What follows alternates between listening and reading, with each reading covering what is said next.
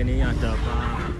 Beredar video memperlihatkan wanita dan pria bertengkar di pinggir jalan. Video itu diunggah akun Instagram @romansa_sopirtruk Minggu 19 Desember 2021. Seorang wanita menarik pria yang tengah mengendarai motor, diduga mereka adalah sepasang kekasih.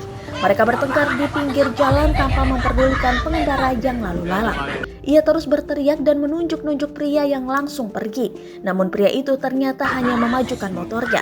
Ia lalu menepi di sebuah warung bakso dan mie ayam khas Wonogiri. Nampak pengendara lain terhenti saat melihat keduanya. Mereka lalu menepi di warung bakso dan mie ayam khas Wonogiri. Ditenangkan pula oleh warga sekitar. Tak diketahui penyebab keduanya bertengkar. Warganet pun menanggalkan komentar yang beragam dalam postingan tersebut.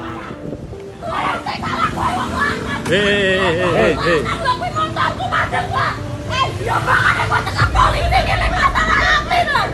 Ada apa?